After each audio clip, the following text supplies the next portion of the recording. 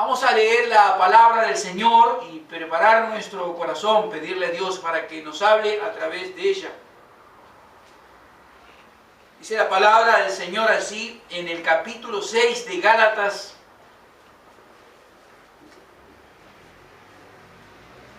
Sermón que he titulado Siembra y Gloria, títulos o nombres que hoy se da mucho en muchos lugares, para muchos sermones, pero para una siembra y una gloria diferente, distinta a la que pretendo exponer en esta mañana.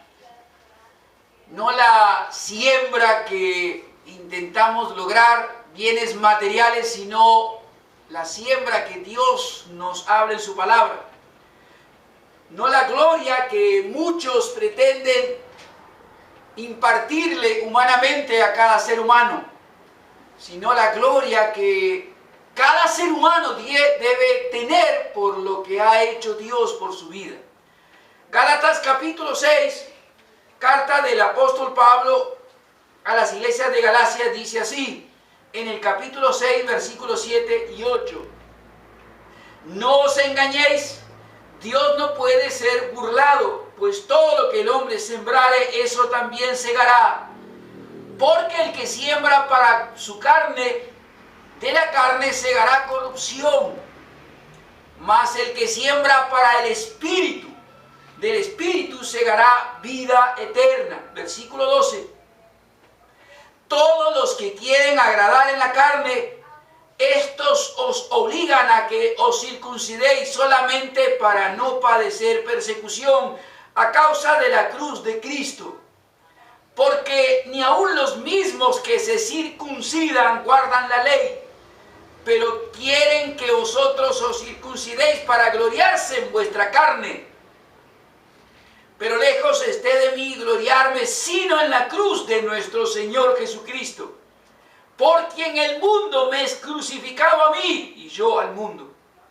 Porque en Cristo Jesús ni la circuncisión vale nada, ni la incircuncisión, sino una nueva creación. Y a todos los que anden conforme a esta regla, paz y misericordia sea a ellos y al Israel de Dios. Señor, bendecimos tu santo nombre. Gracias te damos por este privilegio que tenemos de abrir tu palabra en esta mañana. Pedimos que en el nombre de Jesús tú ilumines con tu Espíritu Santo nuestro entendimiento, abras nuestro corazón y no salgamos de este lugar como hemos entrado, sino que tu palabra, por la obra de tu Espíritu Santo, Señor, tenga la gracia de transformar nuestra vida, de hacernos tomar decisiones que transformen nuestra vida para tu propia gloria, para nuestra bendición. Pedimos que nuestros oídos estén atentos y que tu Espíritu Santo sea el maestro en esta mañana, para que todos y cada uno de los que estamos en este lugar seamos enseñados por tu Espíritu Santo. Pedimos esto en el nombre precioso del Señor Jesucristo. Amén y amén. El énfasis de este mes va a ser el verdadero evangelio. El verdadero evangelio del Señor Jesucristo, el que encontramos en las Escrituras. Las buenas nuevas que surgen de la palabra de Dios, la cual hace que cada hombre y mujer tenga que responder en esta vida a sí mismo dos grandes preguntas, porque estas dos preguntas van a ser importantes, fundamentales para su próxima vida. Van a ser importantes para lo que va a ocurrir en su futuro, después que parta de esta vida, y mientras tanto también de bendición para este tiempo. Dos grandes preguntas que el verdadero evangelio obliga a que cada uno que escucha un sermón, una predicación, un predicador que viene y dice que habla en nombre de Cristo, debe responderse. En primer lugar, La primera pregunta que cada uno debe responder es: ¿qué clase de siembra estoy realizando para mi vida? ¿Cuál es la siembra que estoy realizando para mi vida? Todo el mundo siembra algo en su vida mediante sus actos, pensamientos, acciones. Se emplea tiempo para generar un negocio, para generar un estudio, para formar una familia, para levantar una casa, para tener bienes. Permanentemente el ser humano está tratando de sembrar, tratando de asegurarse su futuro, de que en algún momento va a recoger una cosecha de parte de todo eso que ha sembrado. Pero uno debe preguntarse: ¿estoy sembrando correctamente? ¿Estoy sembrando conforme lo que Dios me enseña? No significa que formar una familia, tener un estudio o tener un negocio esté mal, sino cuál es la prioridad que debe haber en nuestra propia vida ante los ojos del Señor. Y una de las preguntas con la que comenzamos en esta mañana: ¿cuál es la siembra que estoy realizando en mi vida? Tiene su respuesta en estos dos versículos 7 y 8, en que el apóstol Pablo se dirigió a la iglesia de los Gálatas, una iglesia evangelizada por él, una iglesia penetrada por herejes que intentaban pervertir el verdadero evangelio del Señor Jesucristo.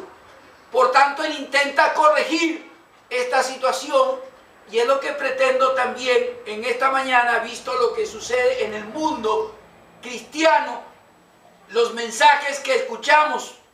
Dice así la palabra del Señor allí: no os engañéis, Dios no puede ser burlado, pues todo lo que el hombre sembrare, eso también segará. Porque el que siembra para su carne, de la carne segará corrupción, mas el que siembra para el Espíritu, del Espíritu segará vida eterna. Amén. Pablo está utilizando la imagen de la siembra y de la cosecha, una imagen agrícola, para enseñarle a la iglesia de los Gálatas, una tremenda verdad espiritual. Todo lo que el hombre siembre, eso también segará. Sucede en la vida diaria, pero muchísimo más y seguro en el mundo espiritual, en la vida espiritual. Dios no puede ser burlado. Todo lo que el hombre siembre, eso también va a cosechar. Y el apóstol Pablo, él da su razón en el versículo 8: porque el que siembra para su carne, de la carne segará corrupción, mas el que siembra para el Espíritu, del Espíritu segará vida eterna. El apóstol está presentando aquí a la humanidad compuesta por dos clases de personas, porque esto, principalmente lo de la carne, primera parte, tiene que ver con todo el mundo, sea creyente o no. Él está presentando a la humanidad compuesta por dos clases de personas, que realizan dos clases de siembras, y que a su vez van a recoger dos clases de frutos.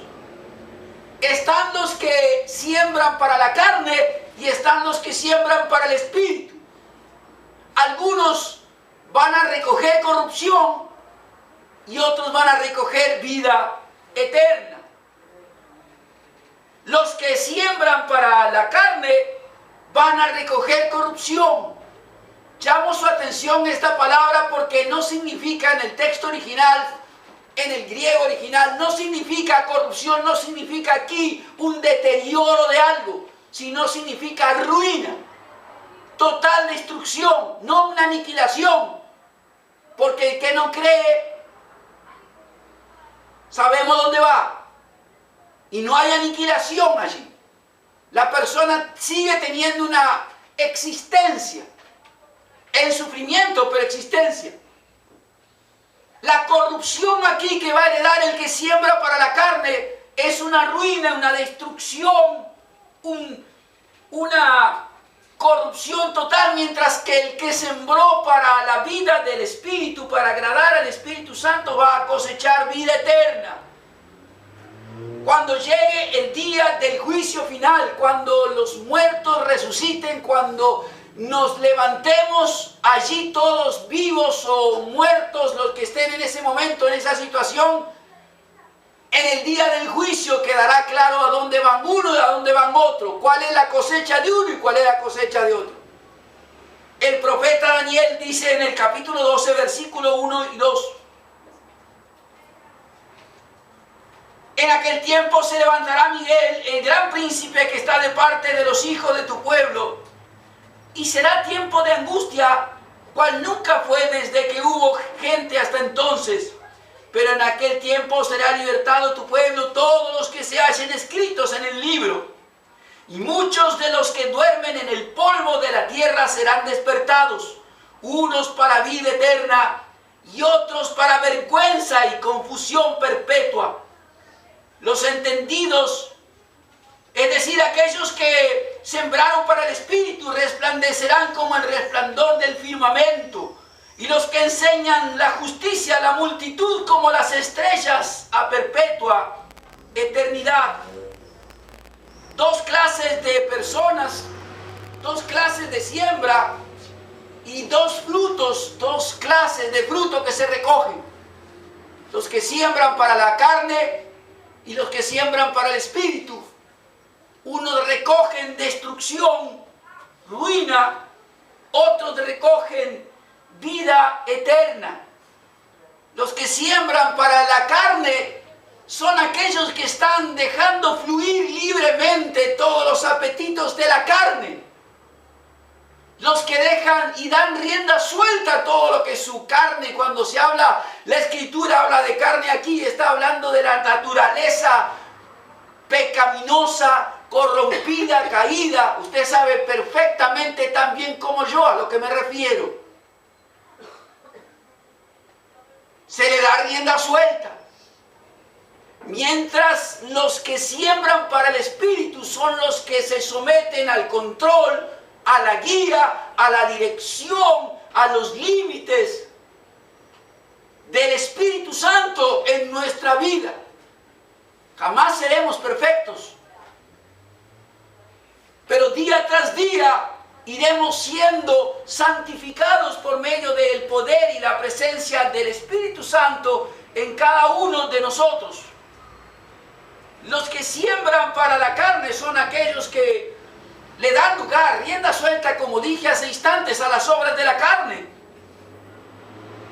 Gálatas capítulo 5, versículo 19, el apóstol Pablo les describe brevemente en unos pocos versículos allí a los Gálatas algunas de estas obras de la carne, algunas de estas manifestaciones, de estas siembras hacia la carne. Dice la palabra del Señor allí: y manifiestas son las obras de la carne, que son adulterio, fornicación, inmundicia, lascivia, idolatría, hechicería, enemistades, pleitos, celos, iras, contiendas, disensiones, herejías, envidias, homicidios, borracheras, orgías y cosas semejantes a estas, acerca de las cuales os amonesto, como ya os lo he dicho antes, que los que practican tales cosas no heredarán el reino de Dios.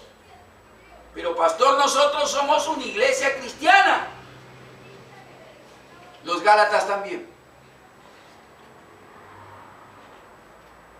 Y fue necesario escribir esta carta para corregir la conducta de algunos, para alertar la vida de otros, para fortalecer las decisiones de otros.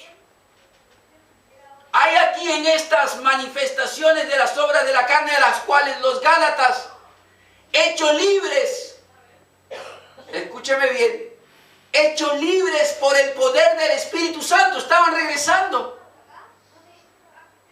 Y lo que el apóstol Pablo enseña es que la libertad en Cristo no es libertinaje. que la libertad que hemos recibido en Cristo del poder del pecado, del poder de Satanás, del poder de la muerte, no es una tarjeta en blanco, sin límite, una tarjeta así de crédito sin límite para que podamos dedicarnos a hacer cualquier clase de cosas.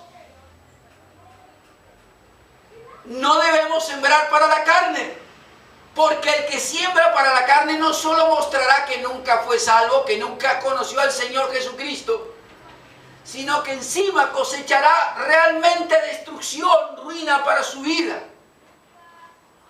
Aquí en estos versículos que acabamos de mencionar, en estas obras de la carne que acabamos de describir, lo que el apóstol Pablo está haciendo es una descripción de una desviación del plan de Dios para nuestra vida, en todo lo que tiene que ver con el sexo, en todo lo que tiene que ver con la idolatría, en todo lo que tiene que ver con las relaciones interpersonales y también con el alcohol, con el consumo de aquellas cosas que producen un impacto en nuestra vida agradable, quizá que provenga del mundo social o no. Sea el alcohol o sean las drogas.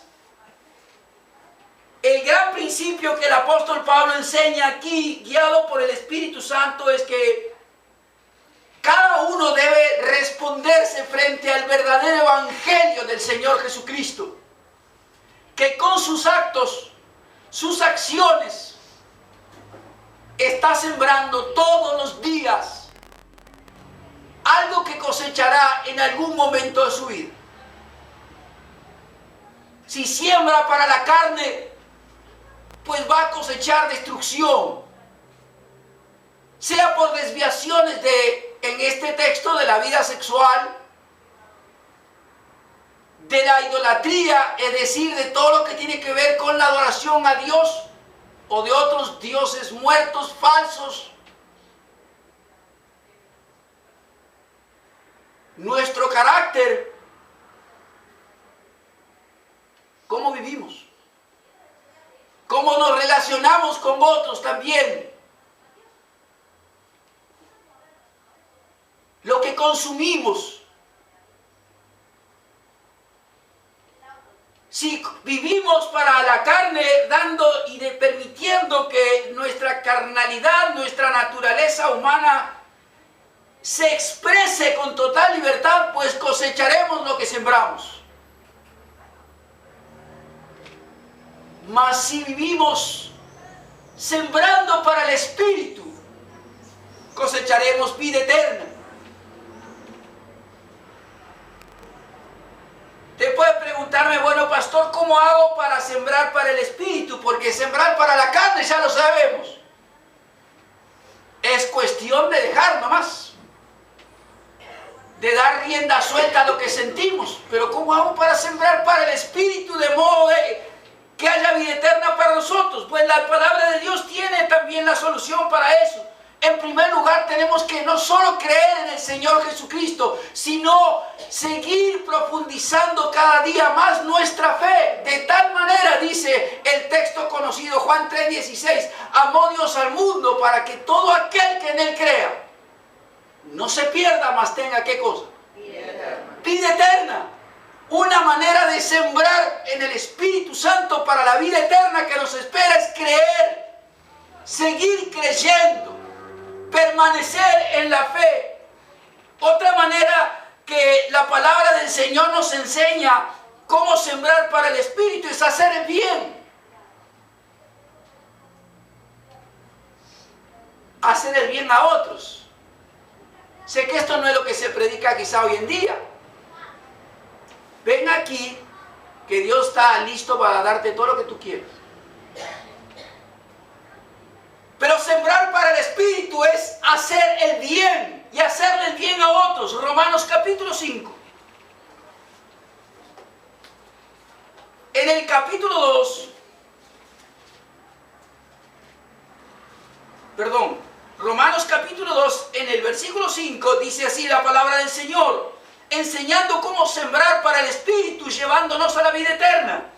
Pero por tu dureza y por tu corazón no arrepentido, Atesoras para ti mismo ira para el día de la ira y de la revelación del justo juicio de Dios, el cual pagará a cada uno conforme a sus obras. Vida eterna a los que perseverando en bien hacer buscan gloria, honra, inmortalidad, pero ira y enojo a los que son contenciosos y no obedecen a la verdad, sino que obedecen a la injusticia. Falta de arrepentimiento y ausencia de hacerle bien a otros, buscando honor, buscando gloria y buscando inmortalidad. Esto no es salvación por obras, esto es el fruto de la salvación ya realizada en el corazón del creyente. Hago buenas obras no para ser salvos, hago buenas obras porque soy salvo. Esta es palabra para más de uno que enseña que los que son calvinistas o de teología particular o reformados estamos tranquilos. Pues no estamos tranquilos, estamos buscando permanentemente buscar la gloria de Dios. Y mostrando también a través de nuestras obras que hemos sido alcanzados por su perdón y por su gracia. El hacerle bien a otros no solamente nos llevará a la vida eterna porque va mostrando de que somos salvos hijos de Dios y estamos haciendo las buenas obras preparadas de antemano para cada uno de nosotros, sino también llevamos gloria al Dios que nos ha salvado. Sembrar para el Espíritu es vivir una vida en santificación. Usted no será perfecto hasta el mismo día en que Dios le llame y usted entre al reino de Dios definitivamente, a la gloria del Señor. Hasta ese día va a luchar con el pecado. Va a luchar con su propia carne que intenta expresarse malamente. Pero mientras tanto hay un poder del Espíritu Santo que está con nosotros para ayudarnos a controlarnos, a limitarnos, a vencer ese pecado. Romanos capítulo 6.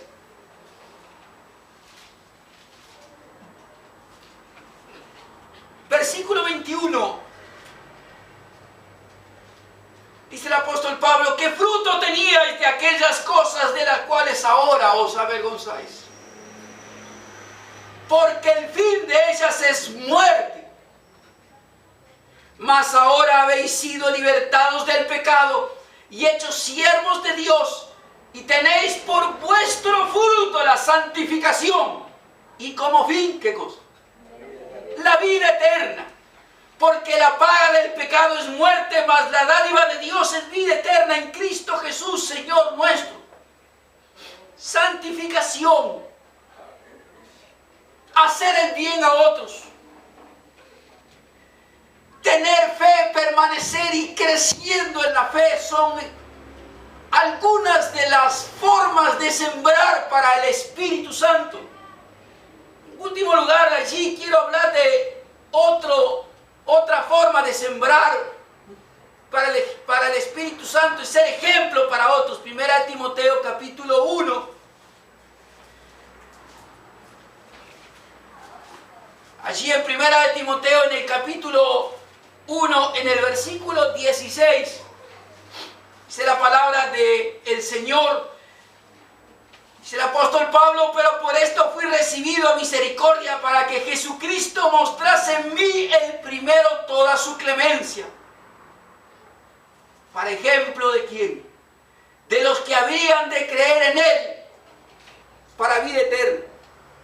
Una manera de sembrar entonces para el Espíritu Santo es justamente tener fe en Cristo e ir creciendo y profundizando en esa fe todos los días de nuestra vida, orando, leyendo las Escrituras, no dejando de congregarnos, reuniéndonos para alabar al Señor Jesucristo, viviendo esta fe, haciendo el bien a otras personas, mostrando realmente que somos salvos, viviendo una vida en santificación, luchando pero venciendo también el pecado, siendo ejemplo con nuestras vidas para otros, teniendo esperanza en la presencia del Señor, en nuestra vida, que hará todos los días su palabra. Él prometió estar con nosotros todos los días de nuestra vida. Y este crecimiento en la fe, este ejemplo permanente para otros, este bien hacerle a otros, esta vida de santificación que tenemos que ir desarrollando y construyendo, se hace por medio del Espíritu. Se hace por medio de una entrega personal al Espíritu Santo.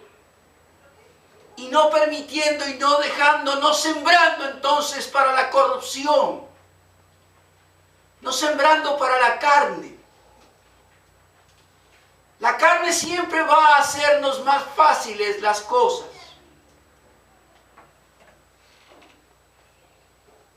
Quien trate de vivir una vida en santidad, verá que es más fácil darle lugar a la carne.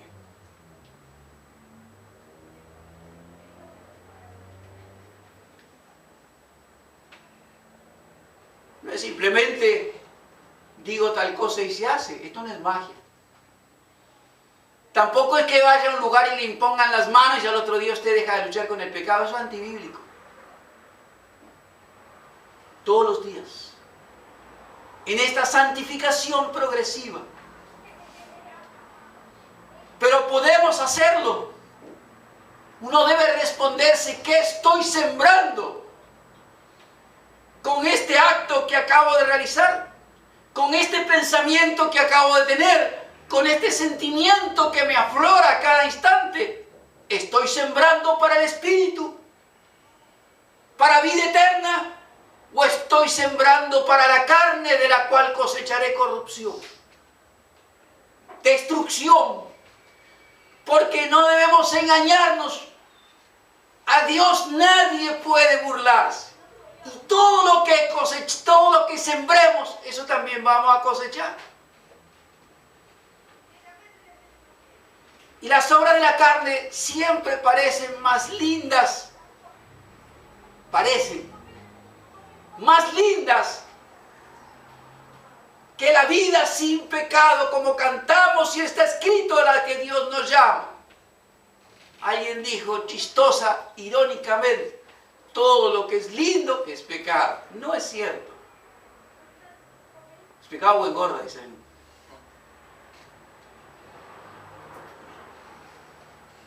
Para algunos, en lugar de buscar a Dios hoy, es mejor ir ahora a Capital Federal y poner sus manos sobre la estatua de Francisco I. ¿Sabe que levantaron una estatua, no? Vamos ahí, tocamos sus pies. Oh, bendíceme, Francisco.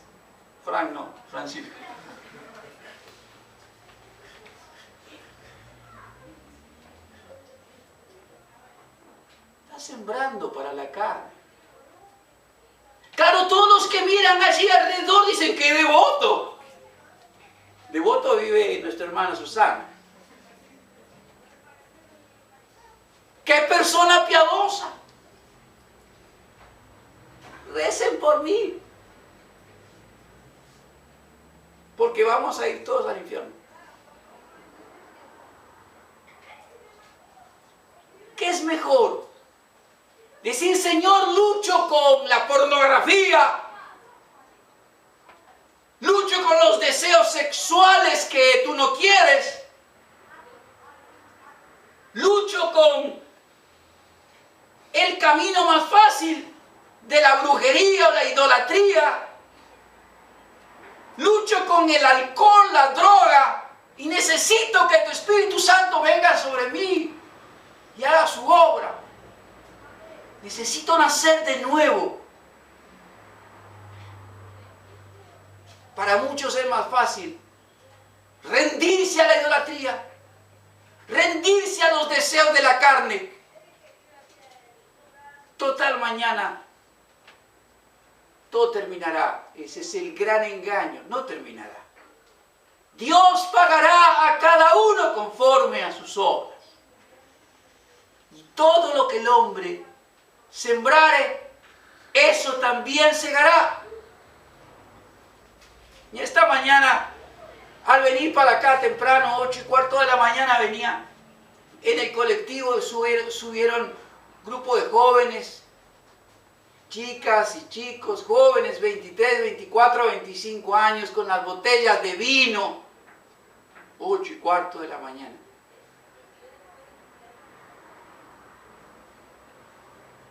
Yo decía, está sembrando para su carne. Y si Dios no le alcanza con su evangelio, el día del juicio habrá de recoger lo que sembró. Una vida en disolución total. Yo me divertí. Tuve sexo libre, alcohol, todo lo que quise hacer. Mas nunca ni conocí al Espíritu Santo ni sembré para Él. Pero nosotros sí conocemos el Espíritu Santo. Los Gálatas sí conocían el Espíritu Santo. Vieron milagros, prodigios, señales, maravillas y en algún momento creyeron, guiados por otros, que la libertad que habían tenido le podía dar permiso para un libertinaje. Y esto es lo que el apóstol Pablo enseña aquí, mediante este ejemplo de la siembra y la cosecha. No es venga y ponga plata, haga un pacto que Dios le va a dar una casa nueva, un coche nuevo, todo eso es una herejía.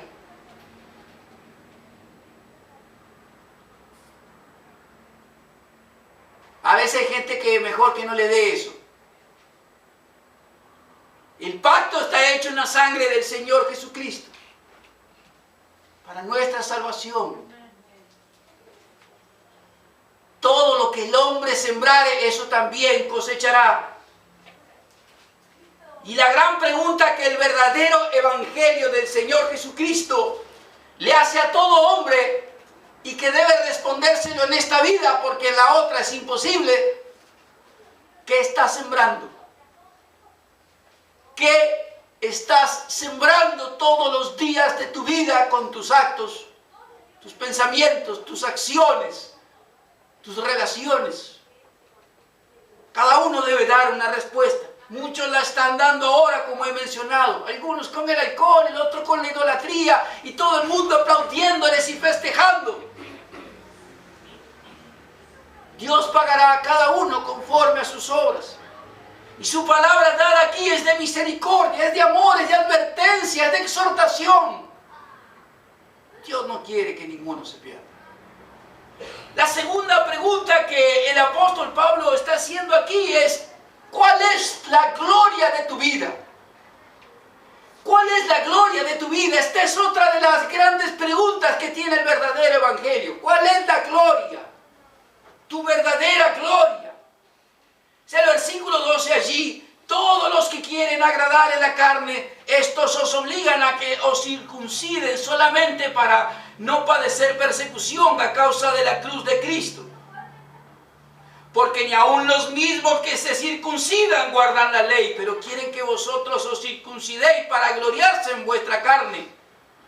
Pero lejos esté de mí gloriarme, sino en la cruz de nuestro Señor Jesucristo, por quien el mundo me es crucificado a mí, y yo al mundo, porque en Cristo Jesús ni la circuncisión vale nada, ni la incircuncisión, sino una nueva creación. Otra vez encontramos aquí dos clases de personas, dos tipos de gloria, dos clases de fruto. Están los que encuentran su gloria en la carne, su gloria en la religión por el cumplimiento de la legalista del Antiguo Testamento, especialmente por la práctica de la circuncisión. Pero también están los que, como el apóstol Pablo, encuentran su gloria en la cruz, en lo que ocurrió allí, en el impacto en su vida de la cruz del Señor Jesucristo. Los que encuentran su gloria en la carne, estos no son no creyentes, son personas creyentes, o por lo menos así se han manifestado, judíos, que intentan dos cosas. Por un lado, evitar la persecución de parte de sus amigos, de sus familias, de los miembros de la sinagoga, quizás de los que le emplean en su trabajo. No quieren sufrir ninguna clase de persecución ni de aflicción por causa de su fe en Cristo. Entonces su gloria no está en la cruz, sino en la carne. ¿Quiénes son mis amigos?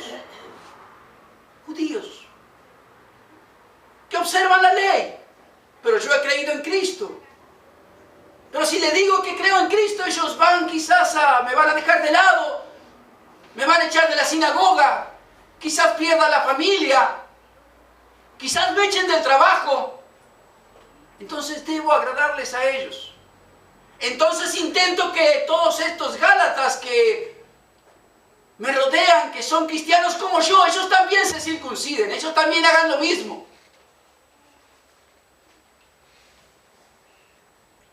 Dirían algunos principios, el grupo crea seguridad, ¿no es cierto? Entonces yo no soy solo, o sea que hay un montón que creemos en Cristo y encima nos circuncidamos. Está todo bien, no hay ninguna clase de problema. Pero su gloria entonces está en la carne y no en la suya. ¿Qué es peor? Sino en la del otro. No tenemos tiempo para describir lo que implicaría para un gálata el ser circuncidado, médicamente me refiero. De grande y no a los 8 días. Mas estos obligan a otros a circuncidarse para poder gloriarse en la carne, no de ellos sino del otro.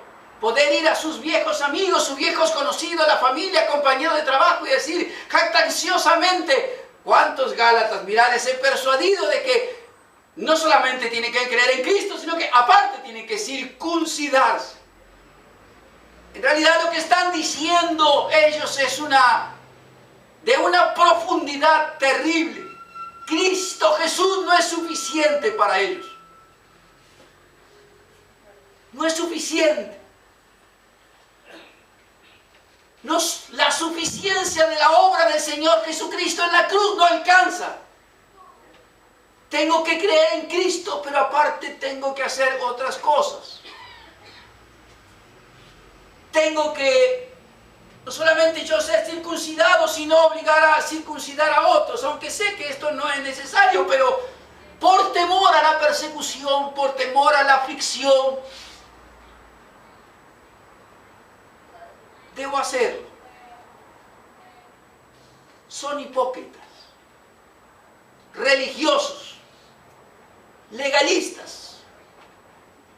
Jesucristo fue muy duro con ellos. Mateo capítulo 23.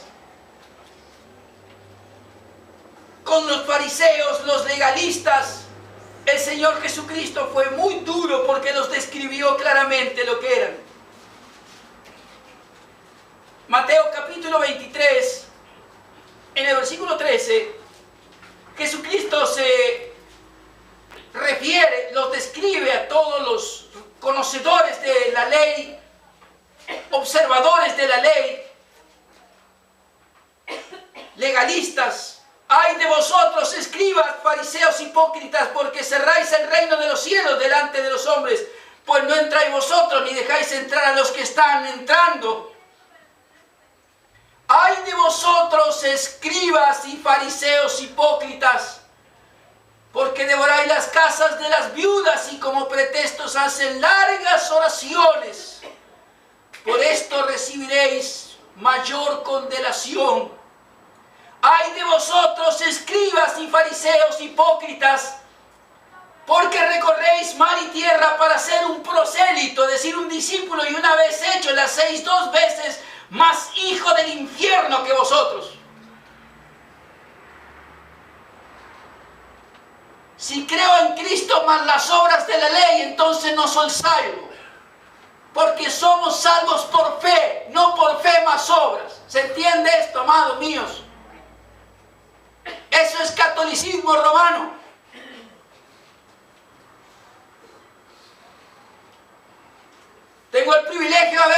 escucho a un cura disfrazado de anglicano en pleno culto, lo que está diciendo no es verdad. Porque él dijo, yo creo que la salvación es por fe más obras. Yo le dije, está equivocado, estás equivocado. Me dijo, sí, está bien, no quiero discutir. Bueno, entonces predica bien.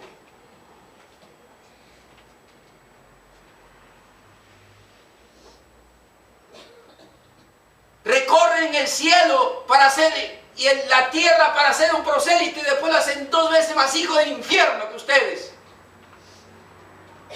Legalistas. Son hipócritas, saben bien que la salvación es por fe solo en Jesucristo. Pero le agregamos algunas cosas. Y mientras más estén conmigo, entonces más seguro me siento.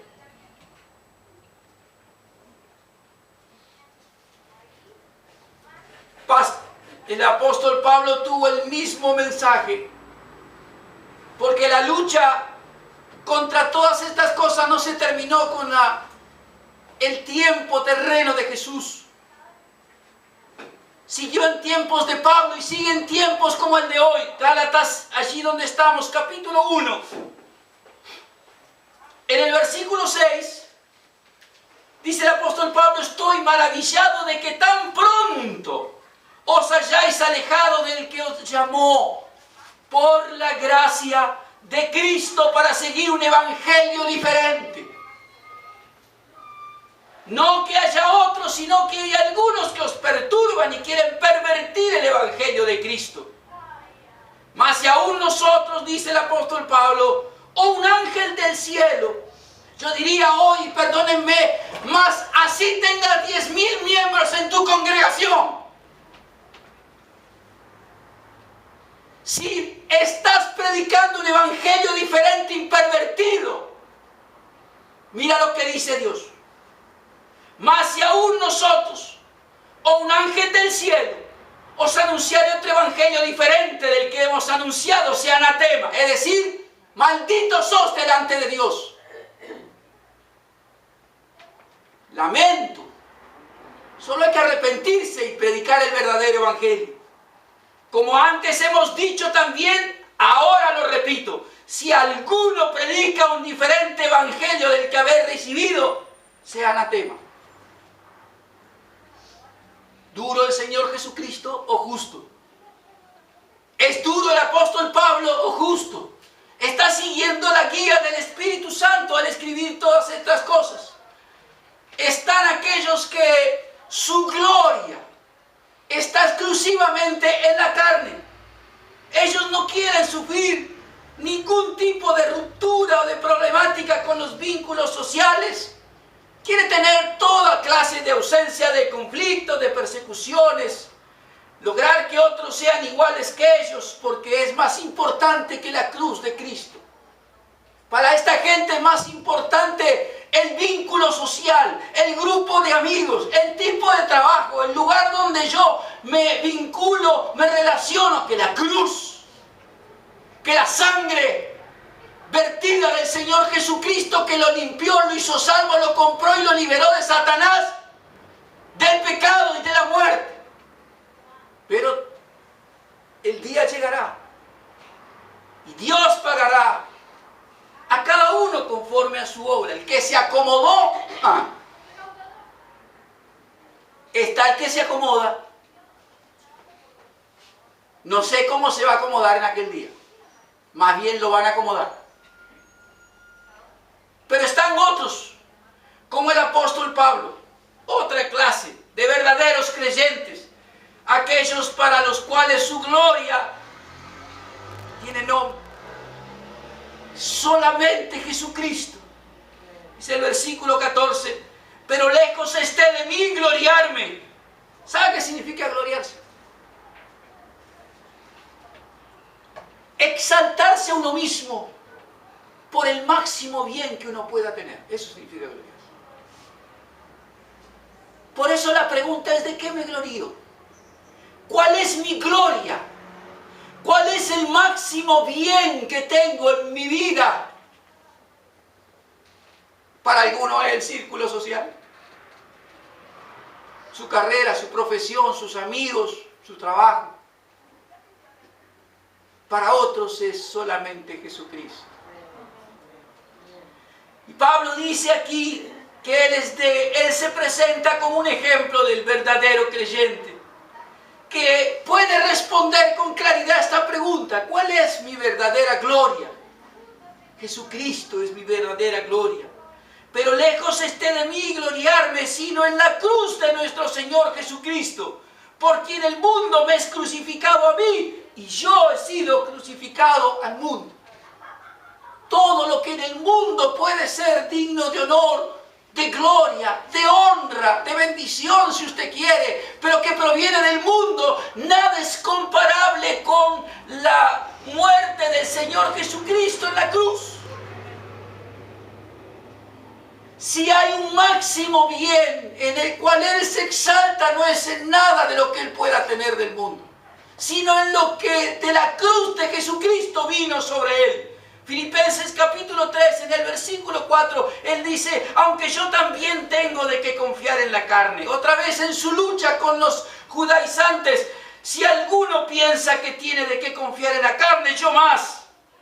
Circuncidado al 8º día, del linaje de Israel, de la tribu de Benjamín, hebreo de hebreos, en cuanto a la ley fariseo, en cuanto al celo perseguidor de la iglesia, en cuanto a la justicia que es en el rey, irreprensible. Pero escúcheme bien ahora: pero cuantas cosas eran para mí ganancias, las he estimado como pérdida por amor de Cristo.